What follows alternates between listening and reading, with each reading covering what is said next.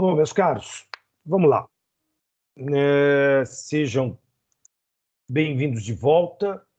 Na sequência da nossa conversa, eu quero lembrar que nós ainda estamos discutindo os meios de prova.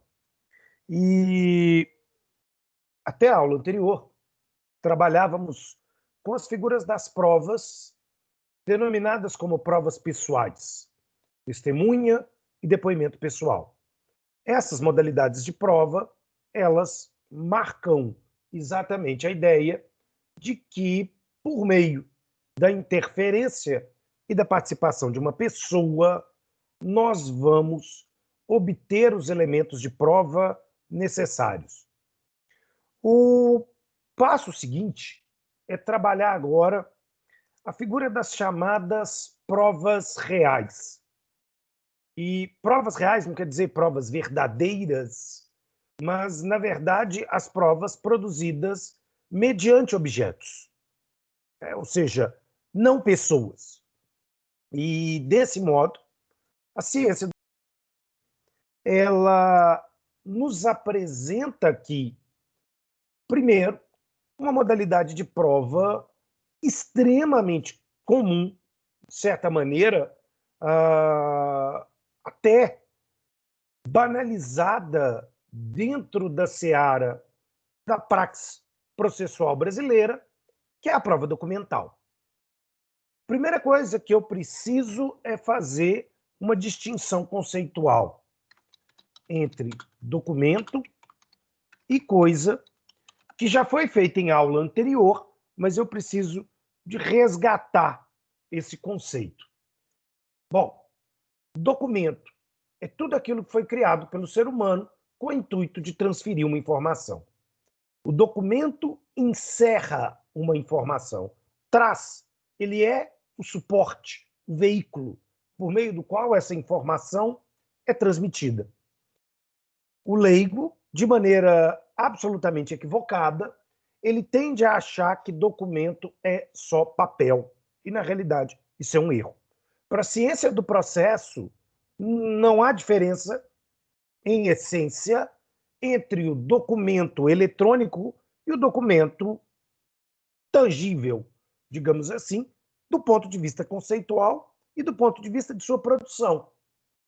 Da mesma forma, o conceito de documento é extremamente vasto para a literatura processual e, por isso mesmo, vai trabalhar conosco com a ideia de que eu posso denominar por documento, literalmente, tudo aquilo que for feito pelo ser humano, podendo isso ser um vídeo, ser uma fotografia, ser um e-mail, etc, etc, etc.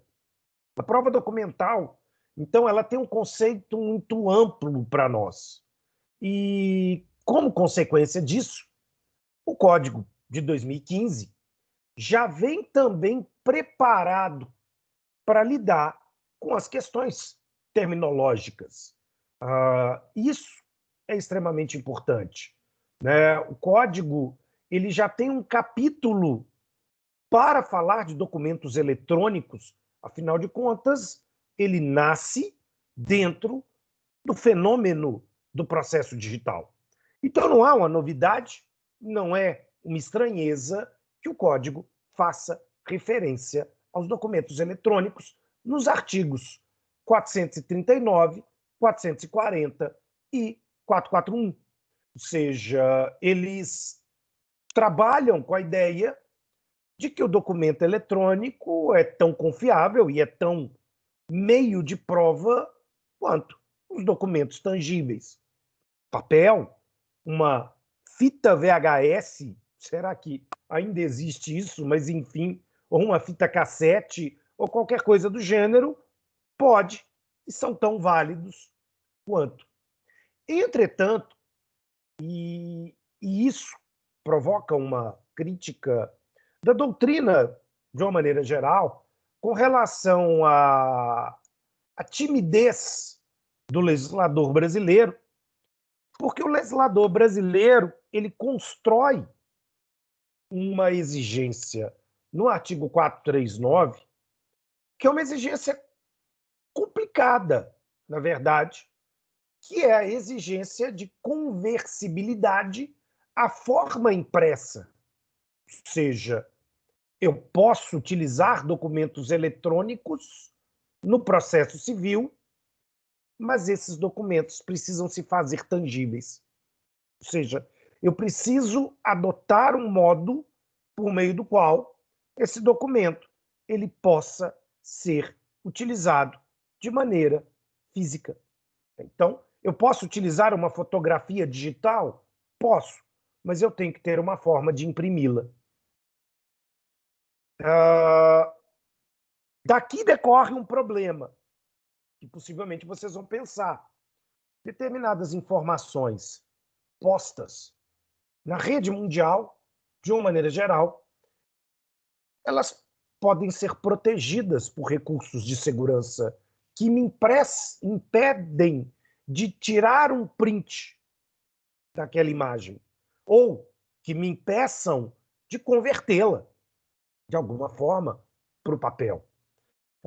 Uma outra questão, eu tenho determinados documentos digitais que são frágeis no sentido de, a qualquer momento, uma parte pode ir lá deletar um vídeo lançado por ela no YouTube ou em qualquer rede social, pode simplesmente ser deletado com a rapidez de um clique.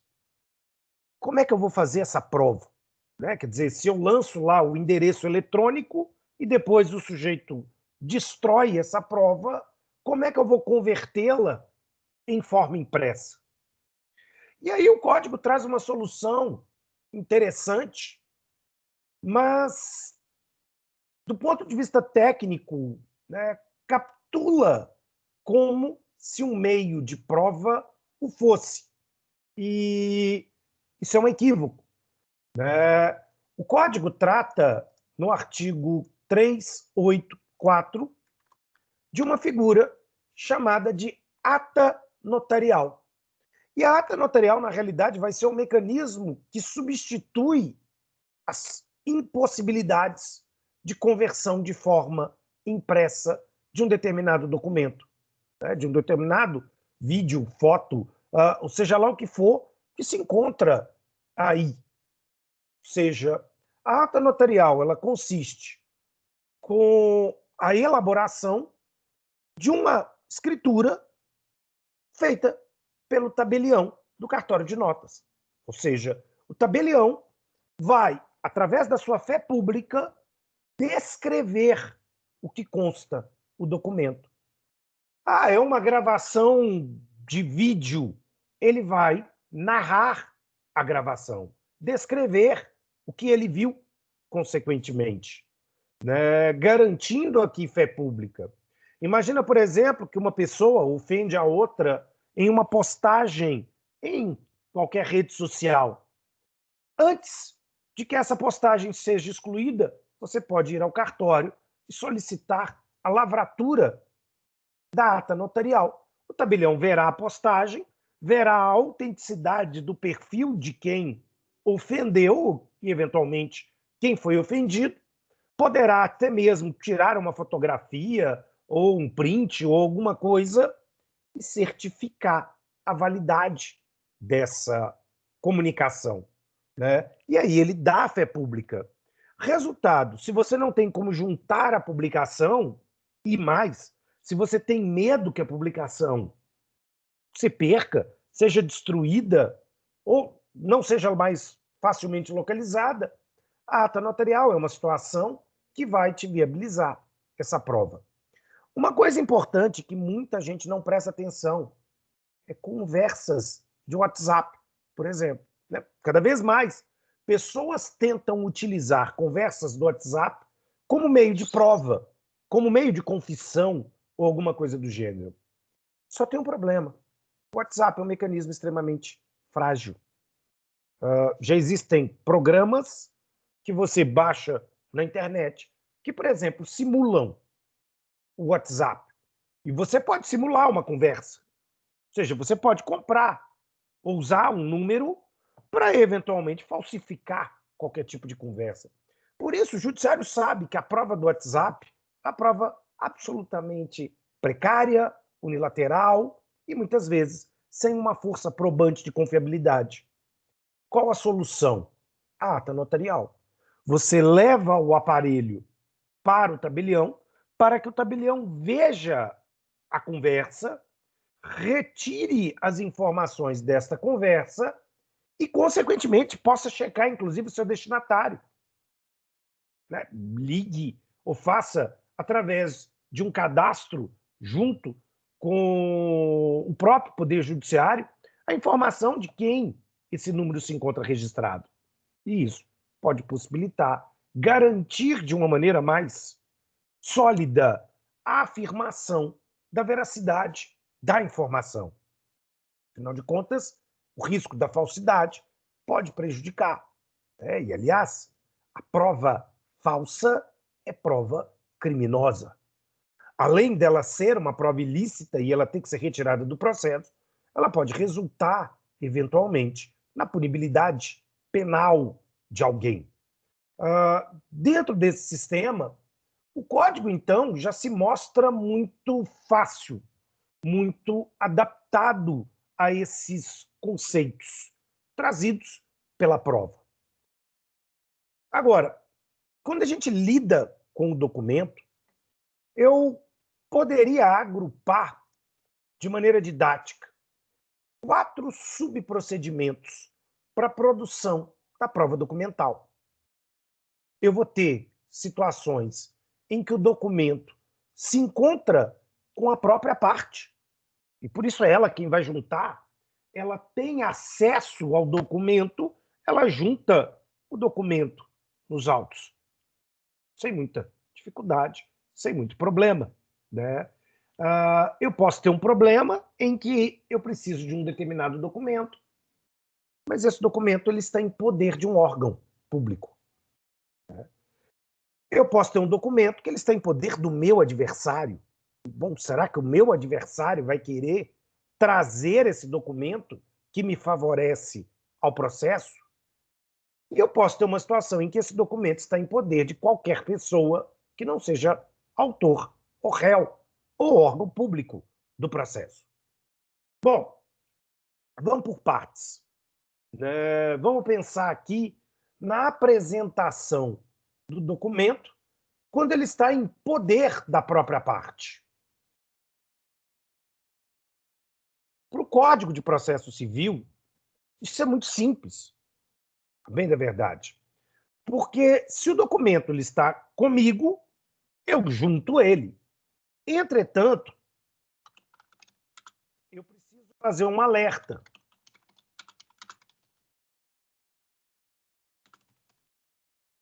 Quando a gente lida com documentos em poder da própria parte. Bom, qual é o alerta? Eu tenho um momento ordinário, ou seja, normal, para juntar um documento, mas eu tenho também um momento extraordinário para juntar um documento. Quando nós vamos para o Código de Processo Civil, a produção, através da juntada pela própria parte do documento, na sua forma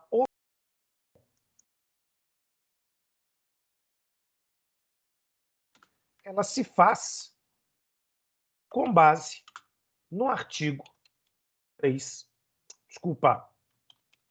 artigo 434. E basicamente o texto do artigo é esse. Regra: autor junta documentos na petição inicial. Réu junta documentos. Contestação. Mas e se eu não juntar? Preclusão. Então eu tenho uma sanção. Preclusão. E com isso, a impossibilidade de juntada em outro momento. E isso é extremamente importante, porque como a preclusão ela organiza toda a estrutura lógica do nosso procedimento, a preclusão aparece para nós aqui como um fator organizador. E por isso mesmo a preclusão nos diz: documentos devem ser juntados pelo autor na inicial ou pelo réu na contestação. Ah, mas eu não o fiz. Bom, então azar o seu. Então azar o seu. Você não vai poder fazer uso, a princípio, da prova documental. Ah, mas a parte, meu cliente só lembrou agora que ele tinha esse documento. Foda-se. Usar o dele. Usar o dele. Ele vai ficar sem. Ele vai ficar sem. Né? Não é possível essa utilização através do 434. Então, aquelas cenas de filmes americanos em que o sujeito chega na sala de audiência dizendo: opa, achei o documento. Não. No princípio, não seria caso de conhecer o documento. E isso é extremamente importante. Por quê? Se eu vou juntar um documento na petição inicial, eu tenho que ter o cuidado de verificar e a disponibilidade de todos os documentos antes de iniciar a postulação. Da mesma forma, o réu, quando ele elabora a sua contestação, ele tem que fazer o protocolo da contestação quando ele já tem todos os documentos suficientemente em mãos. Agora, atenção para uma exceção. O artigo 435 versa sobre uma situação de juntada extraordinária. Por isso, anormal. E essa juntada, anormal, ela se dá, acima de tudo, porque, primeiro, eu tenho um documento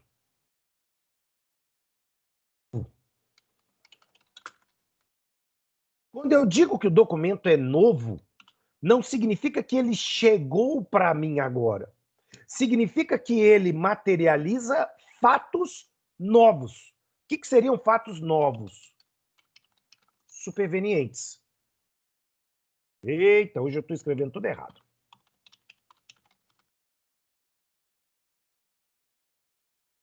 Supervenientes. Ou seja, fatos que aconteceram depois da petição inicial ou da contestação. Bom, se o fato aconteceu depois, o documento foi produzido depois. E aí, por óbvio, se o documento foi produzido depois, como é que seria exigido de mim antes ter acesso a esse documento, se o fato não aconteceu? Isso é extremamente importante para que a gente compreenda aqui que, diante dessa sistemática, a possibilidade de trazer um documento em momento diferente do normal é se o documento trabalha com fatos que vieram a acontecer no futuro. E logo, se eu não posso ter a máquina do tempo, eu não tenho como, no futuro, antecipar o passado. Bom, primeira situação. Segunda situação. Documentos sobre fatos descobertos no futuro. E aí é o ponto. Ou seja, o documento já existe ao tempo da petição inicial e ao tempo da contestação, mas há uma ignorância, porque ninguém sabia que esse documento existia, porque ninguém sabia que o fato existia. Qual é o ponto? Eu preciso, para ter o documento nessa categoria B, que ele seja um documento desconhecido pela óbita do processo. Exemplo. Imagina que, quando a gente fala da prova testemunhal, eu estou ouvindo uma testemunha na audiência de instrução e julgamento, e, de repente, essa testemunha vira e diz o seguinte: ué, doutor, mas vocês não viram o vídeo do acidente, não? E aí? Realmente, você olha para o seu cliente toca com a cara de não sei do que ele está falando, a parte contrária também está assim, vídeo? E a testemunha explica: sim, doutor, fulano de tal, ele tem uma câmera dessas de segurança e ele filmou o acidente, nós vimos o acidente. Opa, ninguém sabia que isso existia. Isso foi um fato impensável, isso foi um fato não revelado pelo processo. Ninguém sabia nem quem era o fulano. Opa, então peraí. Então nós vamos solicitar uma cópia desse documento. Esse é um fato anterior, mas descoberto no momento do futuro.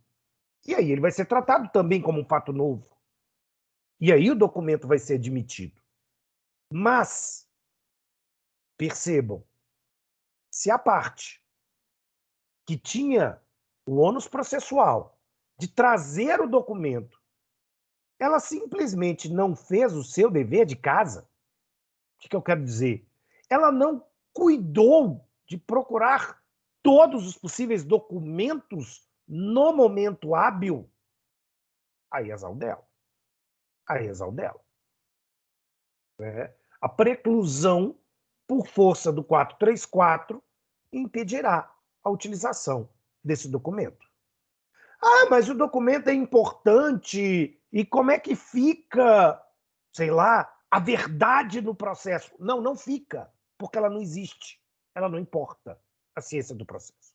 Essa bobagem de verdade real não existe. O juiz não busca verdade real porque ninguém busca verdade real, porque ninguém tem acesso à verdade real. Então, do mesmo modo como o processo não se presta à justiça, ele se presta à lei. E, diante desse cenário, a lei organiza a preclusão. Até para que o processo não vire uma casa da mãe Joana, onde o tempo inteiro a parte está juntando documentos e tumultuando a marcha processual. Por isso o rigor desses dois dispositivos, quando se referem ao documento trazido pela própria parte. Ela tem o ônus e ela sofre a preclusão. Perfeito? Fernanda, aqui não é uma questão de você concordar ou não concordar. O processo nem sempre precisa da vontade do outro, exatamente por isso ele é regulado pela lei. A parte não tem que dizer eu concordo ou não concordo. A parte pode impugnar se há preclusão. E aí a parte vai provar que você já sabia do documento a partir da consciência do fato e vai obrigar o juiz a retirar o documento. Mas não é uma questão de concordar. Ninguém pede para o seu adversário: você deixa eu juntar um documento que vai te fuder? Ora, é óbvio que eu não vou deixar, mas a vontade do outro não tem o menor significado no processo. Você não tem relação com ele, você tem relação com a lei. Se a lei te autoriza, você junta. E nem o juiz pode te impedir, sob pena de cerceamento de defesa e, consequentemente, nulidade do processo. Agora, a parte contrária pode invocar o 434 e dizer: não, está precluso. E aí pode retirar. Esse é o ponto. Outra questão, deixa eu pegar um gancho na sua fala. A parte contrária, ela poderá não deixar o documento vir aos autos se ela demonstrar que o documento é falso. E aí tem um ponto. A arguição de falsidade, prevista no artigo 430, deverá ser arguída nos 15 dias depois da juntada do documento. Se o autor junta o documento na petição inicial, o réu deve, obrigatoriamente, arguir a falsidade na contestação. Se o documento é juntado na contestação, o autor arguirá a falsidade na réplica.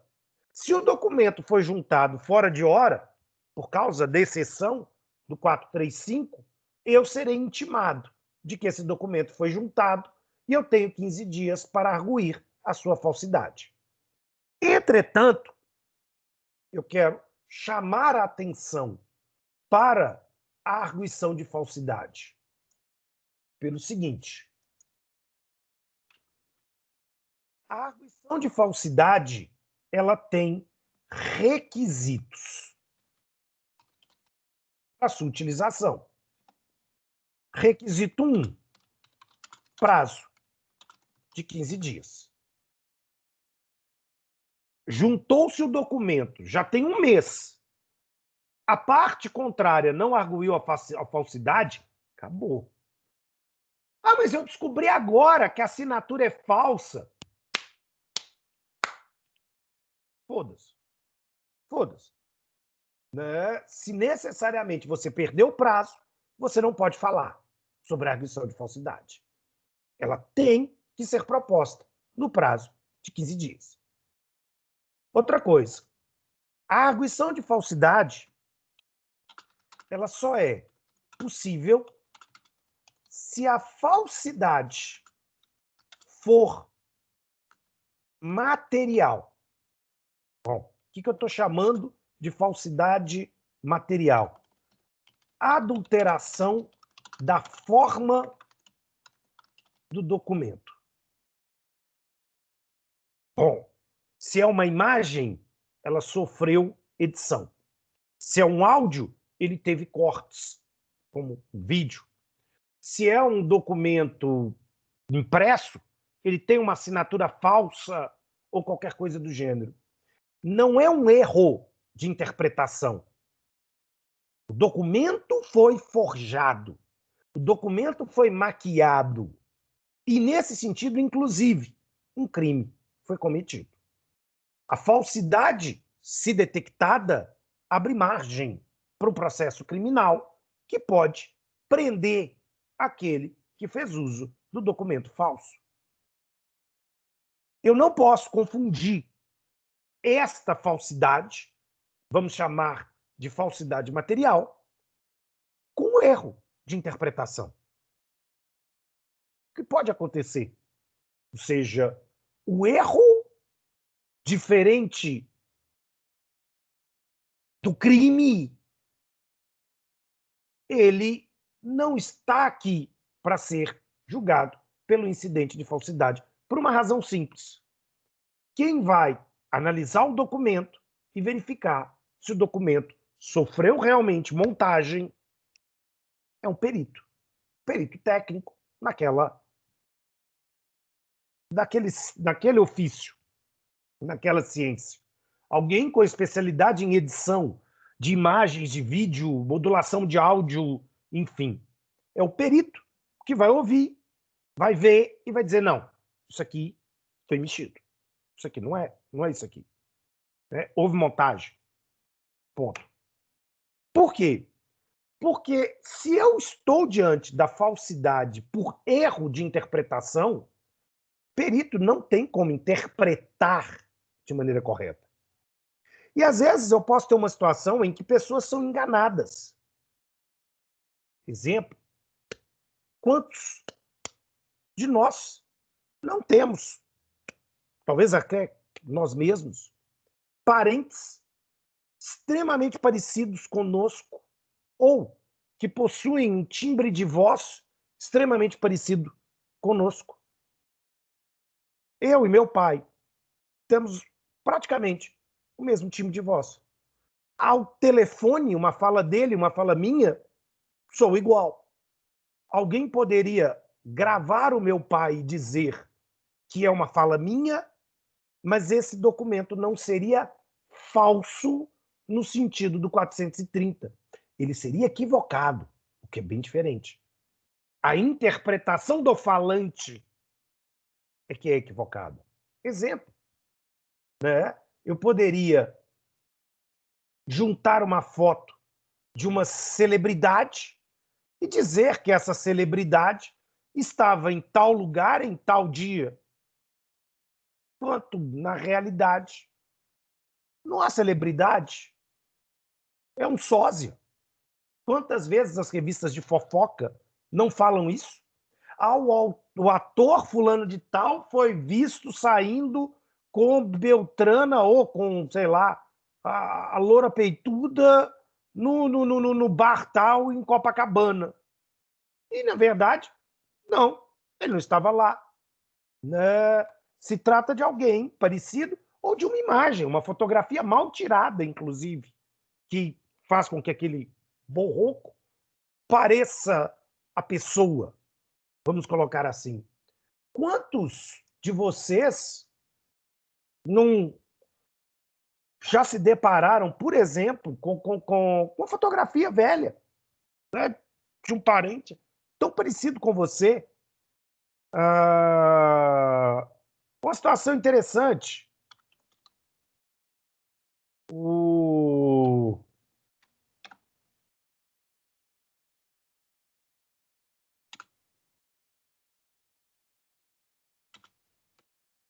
Acredito que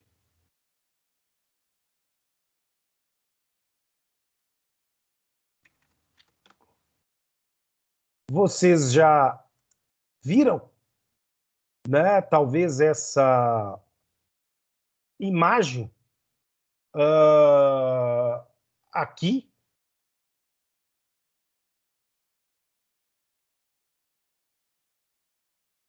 Deixa eu ver se a imagem fica um pouco melhor.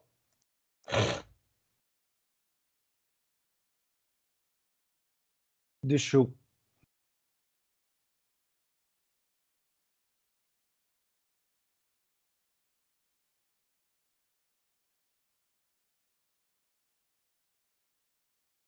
Né?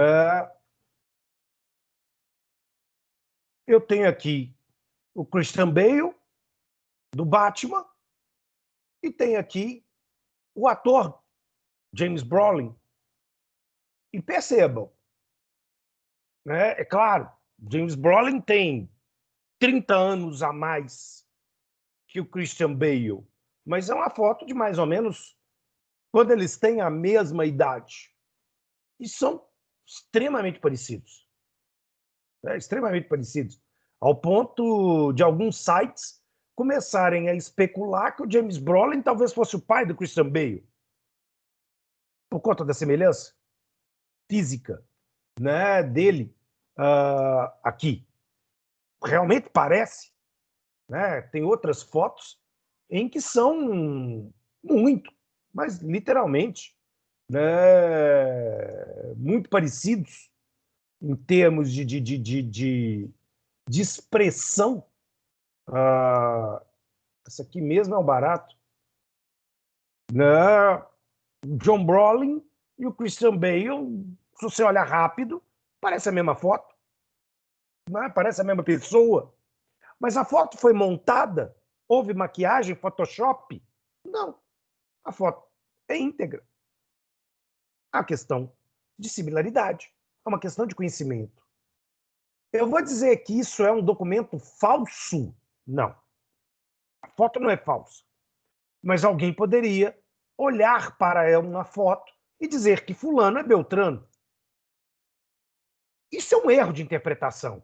Isso não é um problema de falsidade. Né? Então eu não vou utilizar o incidente de arguição de falsidade para um cenário como esse. Fica clara essa ideia? Essa distinção entre a falsidade trazida pelo 430 como uma falsidade produzida intencionalmente, dolosa, e o erro de interpretação que decorre, pura e simplesmente, de um fato, de uma coincidência, ou de qualquer coisa que faça com que vocês confundam um com o outro. Né? E isso é possível. Ora, isso é plenamente possível. E em cima disso, né, a gente vai verificar as coisas. Isso é extremamente importante, né? Eu não posso fazer uso. É totalmente diferente. Por exemplo, uma situação de uma montagem de uma foto, de um vídeo, e que, em razão dessa montagem, as coisas saem, né, de maneira equivocada. Eu estava brincando, por exemplo, com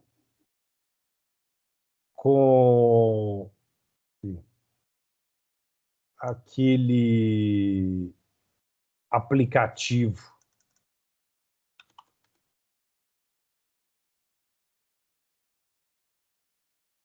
E cadê?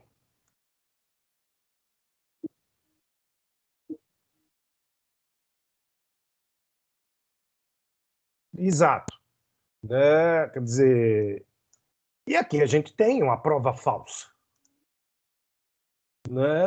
A gente tem uma prova falsa, ou seja, aqui há uma edição, aqui há uma modificação, né? De maneira bem, às vezes até quase bem feita, mas enfim, a gente tem uma modificação.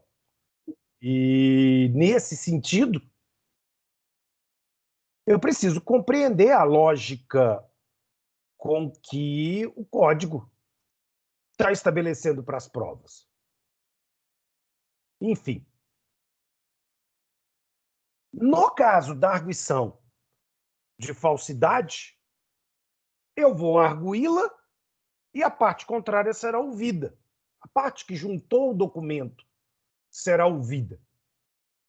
Ela vai ter a oportunidade não de assumir a falsidade, mas de solicitar a retirada do documento. E se isso acontecer, não haverá nenhuma possibilidade desse documento ser lançado em discussão processual. Mas se ela bate o pé, dizendo que o argumento, dizendo que o documento é verdadeiro, aí o juiz vai nomear um perito que vai avaliar. Se o perito identificar a falsidade, o documento é prova ilícita, é produto de crime e, como consequência, vamos informar o Ministério Público para ação penal. Agora, o documento falso por erro, eu não tenho como prová-lo pela perícia. Isso não funciona. Resultado, eu vou usar aqui, de qualquer outro meio de prova, outros documentos, testemunhas, etc., para corrigir a interpretação. Perfeito? E aí, beleza. Né? Eu corrijo a interpretação lá na audiência de instrução e julgamento, mostrando que não era eu que estava lá, que era outra pessoa, que eu estava em outro canto, sei lá, dependendo da situação. É fácil fazer isso, digamos assim. Agora, se o documento ele está em poder de um órgão público, basta eu requerer.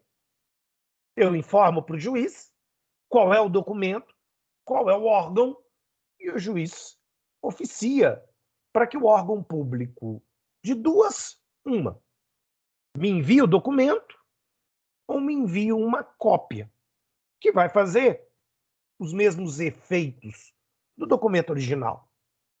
Então, o órgão público ele é obrigado a obedecer à requisição judicial, ele vai encaminhar para o processo uma cópia do Ministério. Mas e se o documento estiver em poder do meu adversário? Será que ele vai querer apresentá-lo? E aí eu volto à pergunta da Fernanda. Não é querer. não é à vontade. O código cria um procedimento onde ele é obrigado a apresentar o documento sob pena de presunção de verdade. Então, se o documento está em poder do meu adversário, eu vou requerer a sua apresentação em juízo. Como? Se eu sou o autor e eu sei que o documento está em poder do réu, na minha petição inicial, eu requeiro. Se é o réu que sabe que o documento está em poder do autor, o réu, na contestação, fará o requerimento da exibição do documento. Bom, eu posso usar do requerimento genérico na petição inicial, quer dizer, na petição inicial e na contestação? Posso. Faço um requerimento genérico dizendo, olha, eu quero todos os meios de prova. Beleza. Mas quando chegar lá no saneamento, eu vou requerer agora em específico. Né? E aí eu vou ter que fazer uma formulação no momento do saneamento. Na forma do artigo 397, eu vou requerer que o juiz ordene ao adversário a juntada do documento no processo, mas eu tenho 3 exigências. Primeiro, eu tenho que individualizar o documento. O que significa isso? Eu tenho que descrever como é o documento, sobre o que trata o documento. Porque eu preciso saber se o documento que foi juntado após o meu requerimento realmente é ou não é o documento que eu quero. Então eu tenho que ter visto o documento, eu tenho que saber como ele é, para que eu possa descrevê-lo para o juiz, para que o juiz faça a confrontação. Segundo, eu tenho que explicar no meu requerimento qual é a finalidade do documento. Quais são os fatos que esse documento trata e qual é a importância desse documento para o processo. Eu vou provar quais fatos. Então, ótimo. É isso que eu quero. E por que o requerente afirma que o documento, além de existir, se encontra em poder da parte contrária? Eu preciso dizer, olha, o documento está com o autor e eu posso provar que está com o autor por isso, por isso, por isso. Por uma questão muito simples. Senão eu jogaria o autor numa prova diabólica, numa prova impossível. Eu invento que existe um documento e digo, não, o documento está com ele. E ele vai dizer, não, mas não está, porque não existe esse documento. Então eu tenho que ter provas de que ele tem o documento. E se for assim, resultado, o juiz vai ouvir o adversário e vai lhe dar 2 opções: juntar o documento ou recusar juntar o documento. E o código, quando ele fala da recusa, ele lida com 2 figuras, que são a recusa legítima e a recusa ilegítima. Primeiro, o artigo 403, ele diz que... Perdão, o 404, ele fala da recusa legítima, dizendo que essa recusa será legítima quando este documento se refere à intimidade daquela família. Então, ele é um documento privado que devassa a privacidade. Quando esse documento viola um dever de honra, quando a sua publicidade desonra a parte que exibirá, ou seus parentes, quando esse documento envolve fatos que devem ser sigilosos por conta da profissão, porque esse documento pode ter algum outro motivo grave que o juiz vai avaliar. Né? Então eu vou dizer, excelência, o documento existe, mas eu não vou apresentá-lo por causa de um desses motivos. E o juiz vai avaliar se isso procede ou não procede. Se o juiz, por outro lado, entender que não procede, eu vou estar diante da chamada recusa ilegítima. E aí, na verdade, diz o artigo 399, o juiz não aceitará a negativa de exibição, primeiro, se o documento estiver em poder do seu depositário legal, de quem tem o dever de guardá-lo, então também tem o dever de exibi-lo. Um banco tem o dever de guardar contratos e cheques e documentos dos seus correntistas.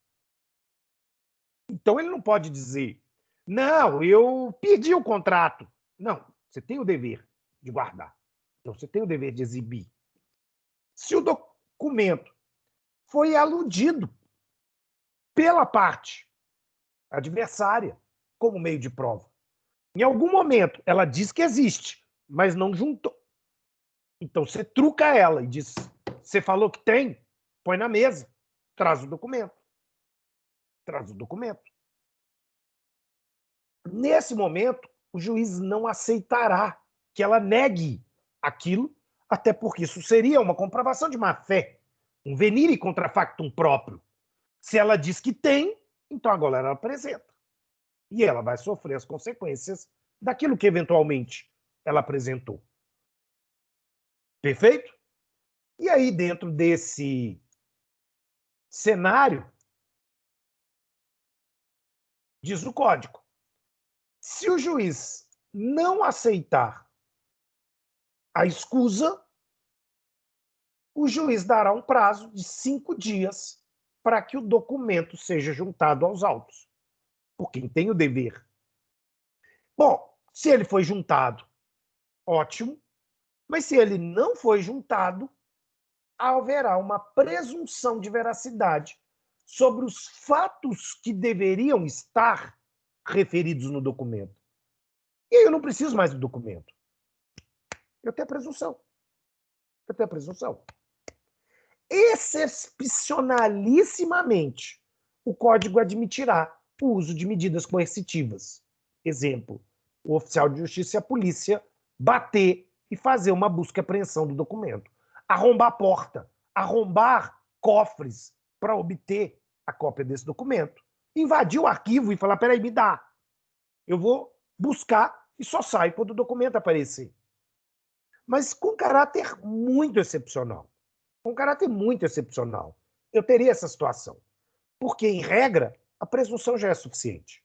A presunção já marca aqui qual é o fato. E aí, o nome é relevante. Agora, eu posso ter um documento que está em poder de alguém que nem parte do processo é. Bom, se essa pessoa não é parte do processo, a presunção de veracidade como sanção não a atinge. Não a preocupa, digamos assim. Aí o tratamento vai ser diferente. Como é que isso vai funcionar? Se eu sei que existe um documento que está em poder de alguém que não faz parte desse processo e ele se recusa a me dar uma cópia ou o próprio documento, eu vou propor um procedimento conexo, uma petição inicial, chamada ação de exibição, para que esta pessoa seja citada e apresente ou o documento ou uma justificativa de por que ela não vai apresentar. Bom, essa pessoa, do mesmo jeito que quem é parte, pode apresentar o documento ou pode se recusar. E o juiz vai avaliar a recusa. Se agora ele recusa e o juiz entende que essa recusa não é legítima pelos mesmos fundamentos do 404, o juiz agora vai fixar o prazo para a apresentação de 5 dias. E se ele não apresentar, haverá a caracterização de um crime de desobediência. Esse réu, ele vai ser preso porque não cumpriu a ordem da letra E de apresentação do documento no prazo legal. E o juiz vai mandar o oficial de justiça com a polícia ir lá apreender o documento, arrombar portas, gavetas, cofres, armários, para o documento virar e aparecer. Então, o documento vai vir, nem que seja na porrada, com força policial e tudo mais, mas o documento vai vir. Né? O juiz vai utilizar do oficial de justiça como uma longa manus para buscar esse documento. Então, o documento vai aparecer. Perfeito? Aqui, dúvida.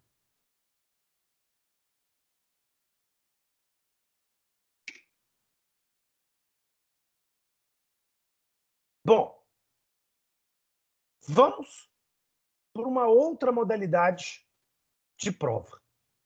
A prova pericial. Primeira coisa que eu preciso chamar a atenção de vocês. O que é o conceito de perícia? As pessoas fazem uma confusão muito grande com relação ao que é, ao que se espera como sendo o objeto da prova pericial. Para o direito, a prova pericial é a prova realizada mediante uma pessoa natural, detentora de um conhecimento técnico-científico. E o que faz ela ser detentora de um conhecimento técnico-científico? Ela é bacharel nesse conhecimento. O que eu quero dizer? O perito, ele é obrigatoriamente alguém com formação superior. Ele tem diploma de curso superior.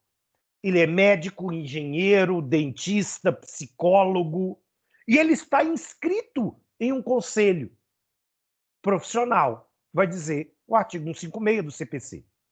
Por quê?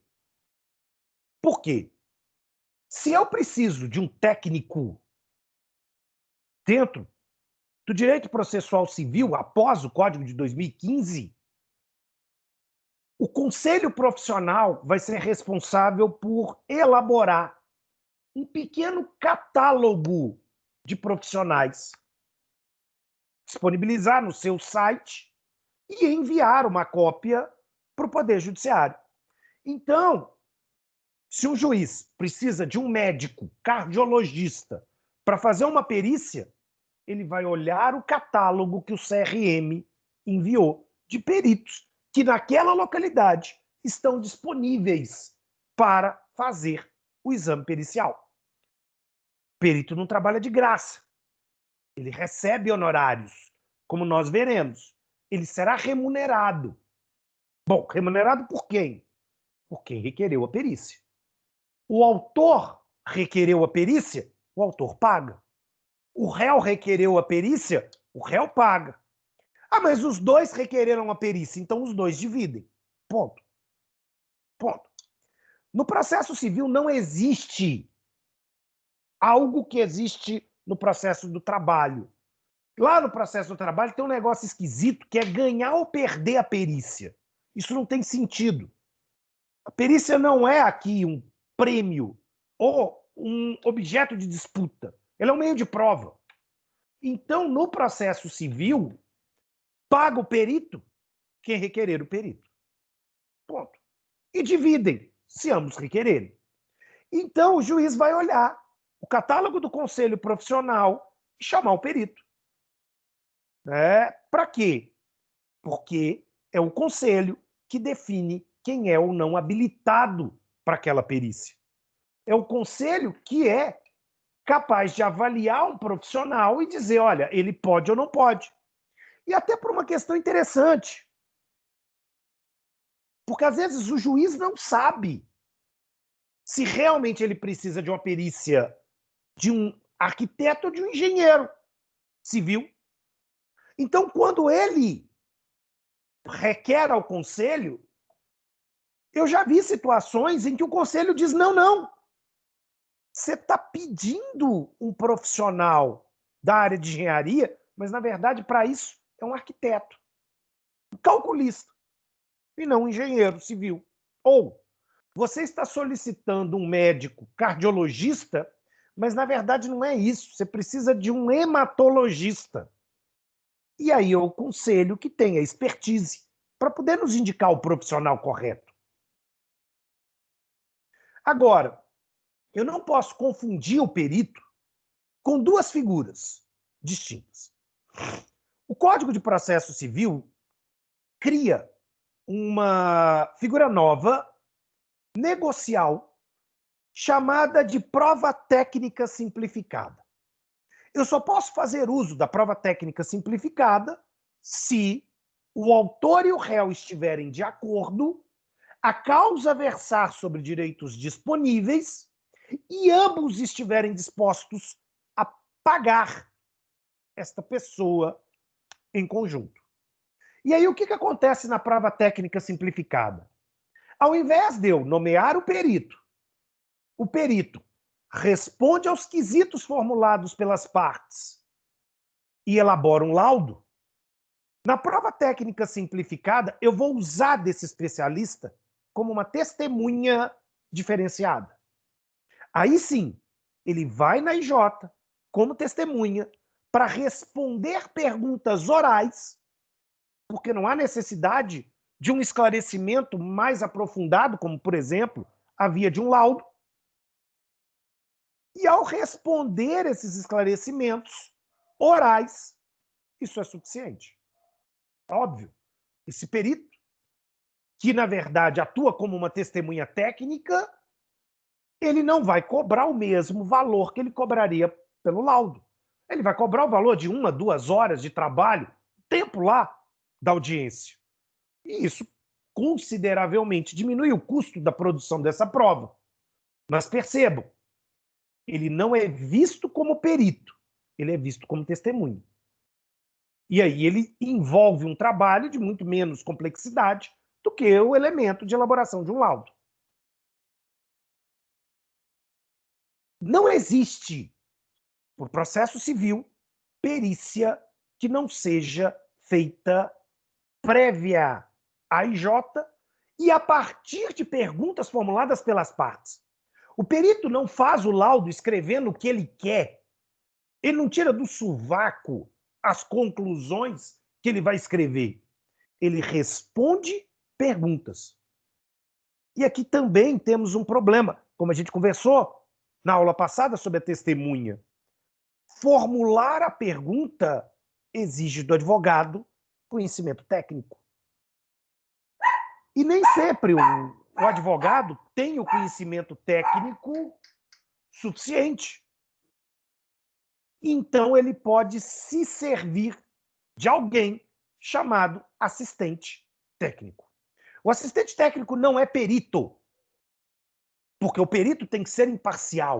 O perito é indicado pelo conselho e pago pela parte requerente. O assistente técnico, na verdade, é pago por uma relação contratual. O que eu quero dizer? Você contrata como assistente técnico quem você quiser, quem você confia. E o assistente técnico, ele tem 3 funções.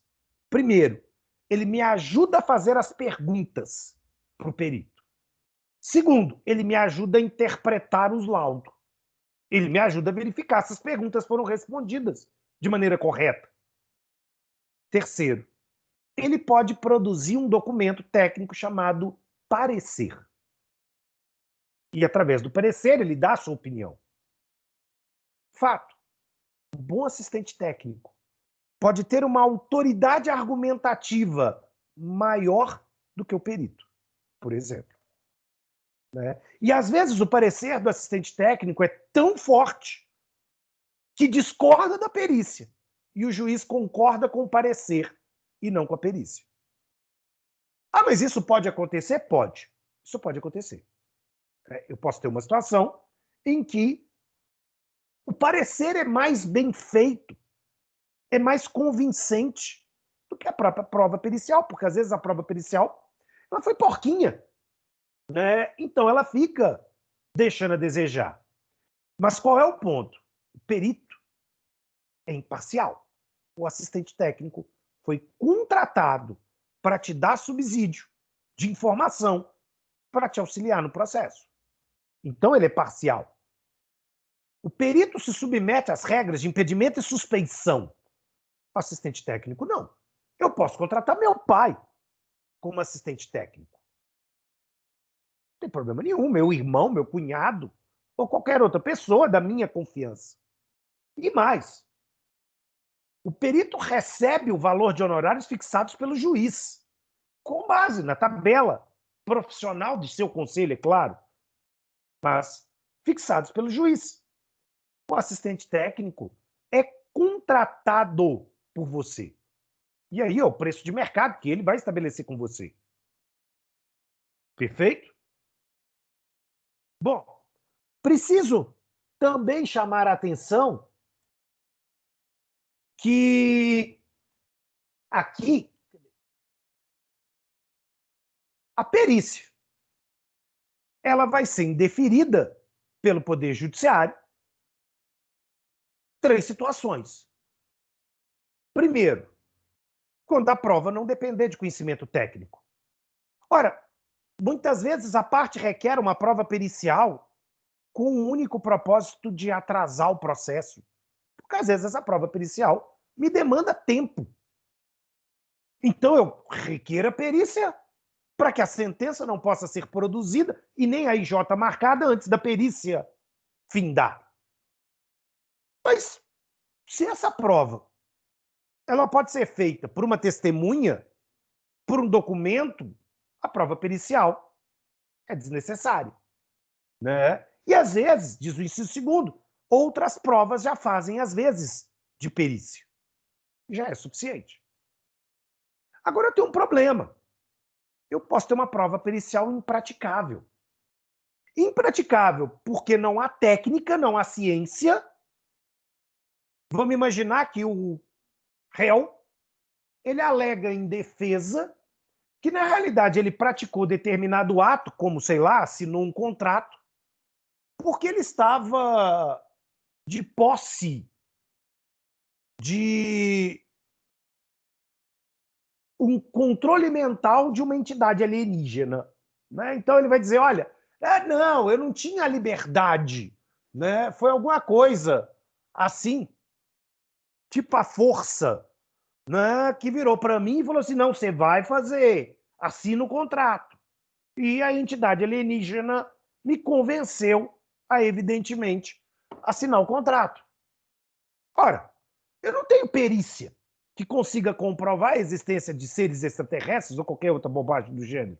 Fica muito bonito na ficção científica, adoro, mas né, é risível. E diante dessa situação, eu não tenho técnica. Se eu não tenho técnica, não tenho ciência, não tem como a prova pericial ser utilizada. Perfeito? Na mesma sequência, por que você está fazendo isso, bosta? A produção da prova pericial ela tem um ritual. E é um ritual longo, na verdade. Observe, a prova pericial ela precisa, primeiro, ser requerida. E eu vou requerer a produção da prova pericial na petição inicial ou na contestação, daquela mesma forma. Requerimento genérico. Depois do saneamento, eu tenho que voltar e afirmar: quero produzir a prova pericial. E o juiz tem que deferir. Deferindo a prova pericial, ele nomeia o perito. E após o perito ser nomeado, surge uma oportunidade de arguição de um impedimento ou suspeição daquele que foi nomeado. Se eu entendo que o perito é imparcial, eu não vou arguir o impedimento ou suspeição. Então, eu vou apresentar os quesitos. Quais são as perguntas que eu quero que o perito me responda? Qual é o ponto? Este também é o momento de eu indicar quem será meu assistente técnico, quem eu contratei para me ajudar a formular os quesitos e acompanhar os trabalhos periciais. Se o perito não for impugnado, ele então apresenta a proposta de honorários quanto ele quer ganhar para fazer aquela perícia. Observem que quanto ele vai ganhar depende da complexidade das perguntas que ele tiver que responder. Então, primeiro a parte tem que formular os quesitos para que ele saiba quanto ele vai gastar de tempo para responder, e aí ele vai calcular o preço dele. E vai disponibilizar seu currículo e contatos profissionais. As partes podem impugnar a proposta de honorários. Se entenderem que ela está muito cara, fora da realidade, impugnam. E o juiz vai decidir sobre esses honorários.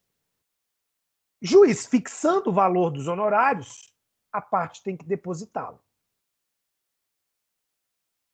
Nenhuma perícia começa sem o depósito. Ponto. Sem os honorários estarem 100% depositados, o perito não tira a bunda da cadeira e não trabalha. Está vinculado à garantia do seu dinheiro. Com muita razão. Ah, mas e se o juiz intimar a parte para depositar e ela não depositar? Então significa que ela desistiu da perícia. A perícia não vai acontecer. Perfeito? E logo depois, pode ser que o perito precise de uma antecipação. Ele precise comprar equipamento ou fazer uma viagem para a perícia. E o juiz pode autorizar um levantamento de até 50% para custeio dessa prova. Não mais. Porque o perito também ele só saca os seus honorários integrais quando a perícia acabar. Quando o laudo for entregue e não for impugnado, só depois do fim da IJ. Porque se o perito fizer um laudo merda e o juiz entender que o laudo é merda, ele pode não liberar o dinheiro para o perito. Falar, você não vai receber, não. Você não fez seu serviço direito. Você não vai receber, não. Eu vou nomear outro perito e usar esse dinheiro que está depositado para pagar o outro perito. E foda-se para você que fez o trabalho lambão. E aí, ele vai intimar a parte, o juízo, de o dia, hora e lugar em que a perícia vai acontecer, se elas quiserem acompanhar a perícia. É o direito da parte vigiar a perícia. Exatamente. Bom, terminou os trabalhos periciais, o perito deposita o laudo em juízo. E ele tem que depositar o laudo pelo menos 20 dias antes da IJ. Senão eu tenho que mudar a data da IJ. Porque eu tenho direito, como parte, em ver o laudo. Laudou. Nossa, está escrito laurou. Desculpa. Retardado. Laudo. Vou depois consertar. As partes têm direito a ter vista do laudo para atacar o laudo ou fazer quesitos suplementares, objetivando o esclarecimento, porque às vezes aquela pergunta não foi bem respondida. Bom, diante desse cenário, pode ser, então, que o juiz dê vista ao perito para que ele dê respostas ao laudo. E pode ser necessário uma última chance da gente chamar o perito na IJ para que o perito se explique. Resolva eventuais esclarecimentos. Perfeito? E aí, para a gente caminhar para o fim de hoje, eu tenho o último meio de prova, que é a chamada inspeção judicial. E essa aqui é um meio de prova curioso, porque, na realidade, o objetivo principal da inspeção judicial é tirar o juiz do seu gabinete e levá-lo in loco para ver uma coisa, para ver uma pessoa. E se eu não puder trazer essa coisa ou essa pessoa, nós levamos Maomé até a montanha. Então a gente leva o juízo para apresentar aquilo. O juízo pode se fazer acompanhar por um perito, se ele precisar, de qualquer auxílio técnico. E essa inspeção, ela vai ser avaliada pelo juiz. Ou seja, e vai ser elaborado um auto de inspeção. Né? Então, com fotografias, vídeos, gravações, onde o juiz registra o que ele percebeu. A inspeção judicial é interessante para dar esse impacto no juiz, para chamar a atenção do juiz para cerca de alguma coisa. Mas também pode ser muito usada para isso aqui, ó, reconstituição dos fatos. Por que isso é interessante? Porque quando a gente faz uma reconstituição dos fatos, a gente traz o autor, o réu e as testemunhas para o local. E quando a gente faz uma reconstituição, de repente a gente percebe que uma testemunha que parecia muito consciente dos fatos, ela estava lá longe. E aí você começa a pensar, ué, mas como é que essa testemunha viu? Tem uma série da Netflix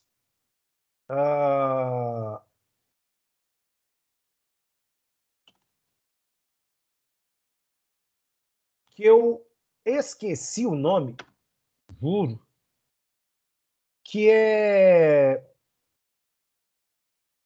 interessante, que trabalha exatamente com uma discussão.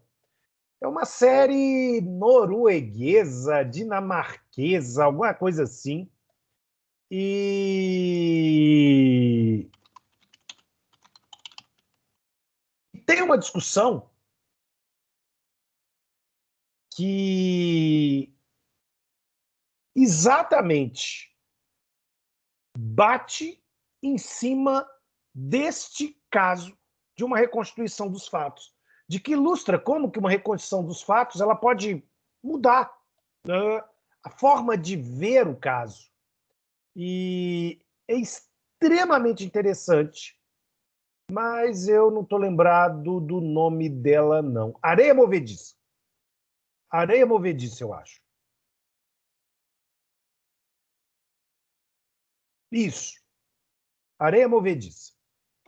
Né? E aí ela tem essa discussão.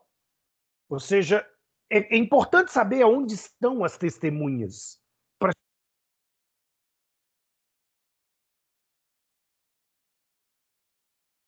Perfeito?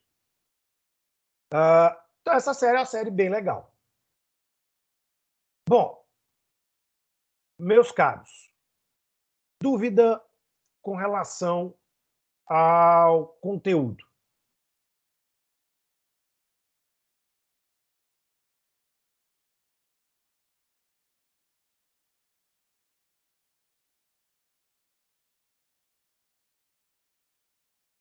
Ok.